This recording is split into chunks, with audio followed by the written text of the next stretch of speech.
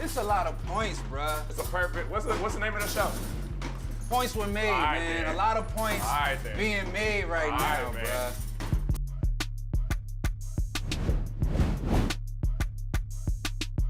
Welcome to Points Were Made, the show where we don't just score points, we make them. Like LeBron James playing D3 basketball. I'm your host, Rodney Rikai, but before we begin today's game, I want to introduce our guest. Sarunas Jackson is an amazing actor. You might know him from Insecure, but when I hit him up, I say, hey, what's up, baby hair? So today we're playing a good old-fashioned game of Pop-A-Shot. But there's one thing to note here. Sarunas played college basketball, and I have a broken finger, so if I happen to lose, just have some grace for me, okay? I want to establish the house rules early in the game, so here we go. Rule number 1, every shot is worth 2 points. Rule number 2, in the last 15 seconds of every round, each shot will be worth 3 points. Rule number 3, whoever has the most points after 2 rounds is gonna be declared our winner. And rule number 4, Sarunas' big ass is 6'8", so there is no dunking allowed. Let's get to it. And don't be using the stretch or don't cheat, okay? Don't space yeah, like actually let the wrist snap.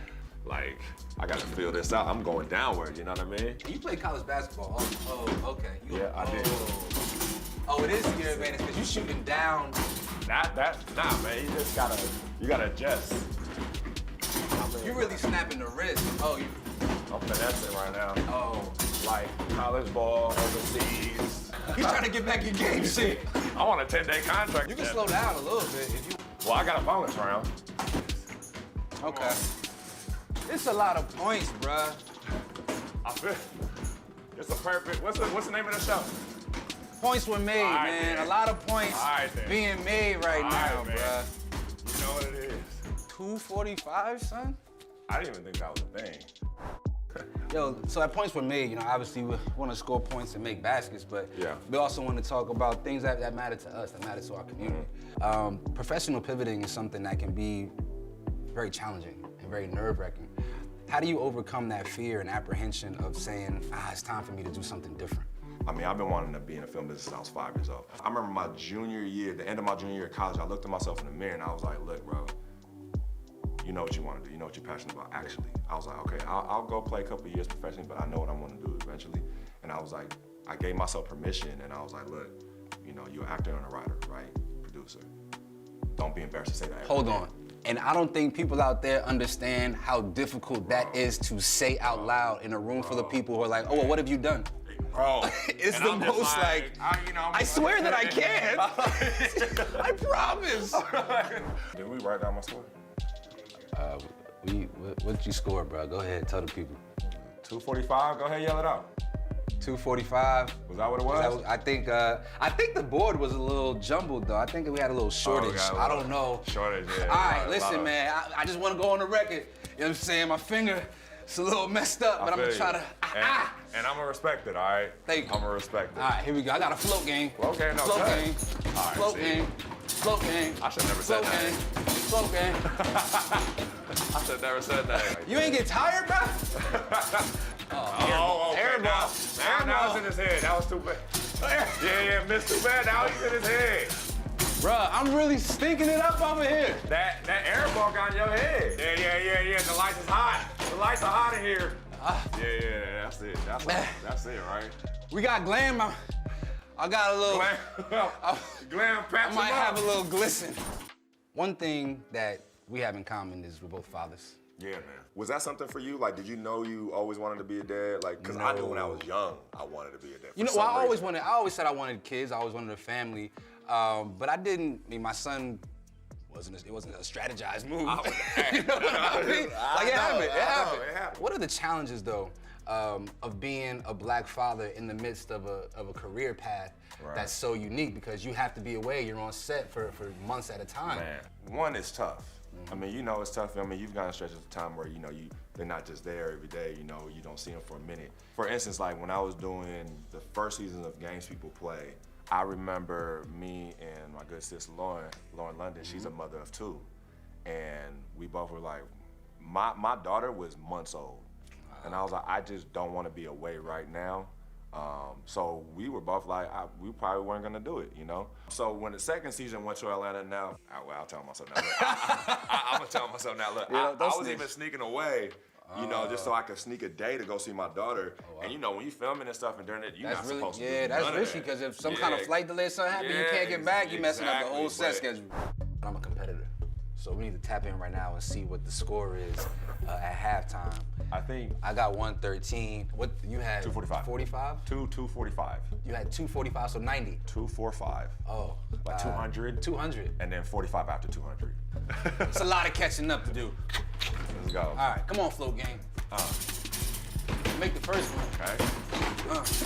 Feeling good. I've seen this before though, so. I did start off high last time. We gotta, all it takes is one bad miss and it gets in your head, so let's see. Who's your favorite coach of all time? Like the one who really propelled you to be able to go on to be a D1 athlete? Man, I had two coaches in high school. My man, Coach Singleton. What about you? Who's your favorite coach? My favorite coach of all time was this guy named Sonny Chaplin. He had a high-pitched voice. He was 6'8" and mad buff. He's like, come on, Rodney. Don't be, you know, things that 6'8" man buff. Come on, Rodney. Come on. He punched me in my chest. You're acting soft right now. What, you tired? Listen, he was hilarious, man, but he was a great coach, taught us discipline, taught us love in a masculine way, and he went to bat for us, man. There you go. Yeah, that was a pretty good run, though. You still ended up decent. Okay. Driving dangerous. Oh, it's coming out the gate swinging. Yeah. It might be a wrap, folks. It might be a wrap. Trying to get the turn. Oh. I was a defender. Did you play defense? I feel like y'all didn't play defense on the West Coast. Straight. Tired. No, I mean, no point in going, right? I mean, I won. Nah, you gonna bro, you gonna just stop, yeah, man. We could talk this out. and then man. you gonna step back like LL, like yeah, man. That's what we're doing. I'm feeling pretty good. I should get this in my house because it's like a pick me up. I feel good. You just see success over and over going in and out. You know, points were made. Points were made. For me, as a full-time like single father, I thought I wanted my son to be a thing. Right? I love sports. I want you to play sports. You gotta do that. What you mean? You don't want to hoop? You ain't got no handle? So why not? You know, like you want him to be, tough to a degree. Right. And I do feel like as a black man, you have to have a certain level of intestinal fortitude just to survive. I know. But our relationship wasn't working out. My son was afraid of me. And I realized this because I was trying to make him into a thing that he wasn't. Yeah. And that was the biggest adjustment for me as a father. For you, what's one thing that you had to change about yourself as a man to be the best father you could be for your daughter? You know, I was doing, first of all, how old is your son? My son is 13. And I got my 15-year-old nephew full-time too. Okay. So I got a full house of teenage little, boys. yeah. So I'm at the stage, you know, right now, my daughter's gonna be 4 this year, you know, in a few months. And, but I was doing a lot of work before she was born. And I just thought back to all the relationships my friends had with their parents, what I had with mine, people I know surrounding women I've dated. And that's the main thing I came up with. That was just like, they're their own person.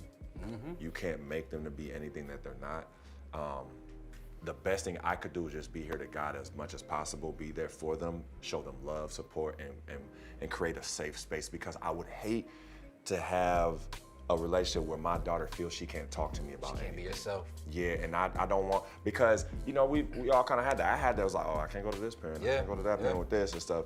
You gotta shield certain parts of who you are from your parents. Yeah, Like, and it's kind of, and it kind of put like stress on me with some things too. Like I'll kind of get scared about certain things, and I never want to create that environment. As far as in a co-parenting situation, you know, me and Dominique, her mother Dominique, we work very well together, because the main thing is we put the child as first a priority. When you're figuring things out at the beginning, it's just like, yeah, of course we have some disagreements, you know, like, you know, we two different people. Yeah.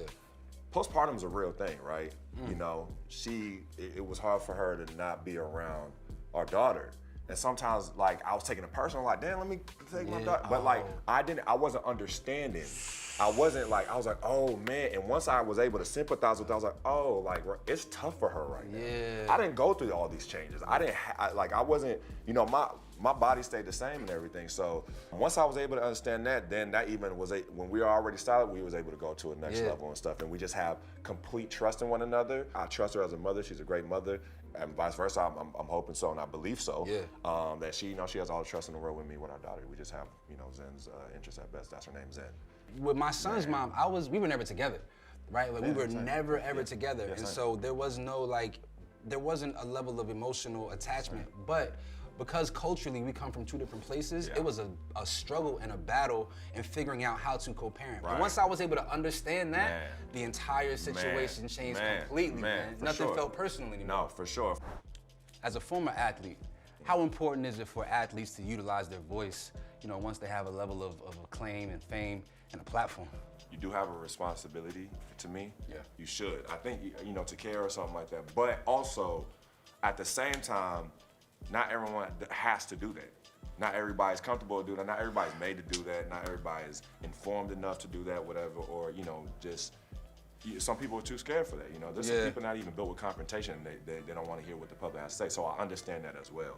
I prefer for athletes to work in tandem with politicians, so we can actually have one accord messaging and things aren't being lost in translation. That's how I feel, but I'm always happy for guys to say how they feel. I just wish that it was a little more. My guy, I appreciate the time, appreciate the conversation. I'm gonna go ahead and hire a shooting coach, maybe lethal shooters available for me, you know what I'm saying? I need some work. But I appreciate you, man. Points Were Made cannot be made without people like yourself showing up here in this space. So thank you again.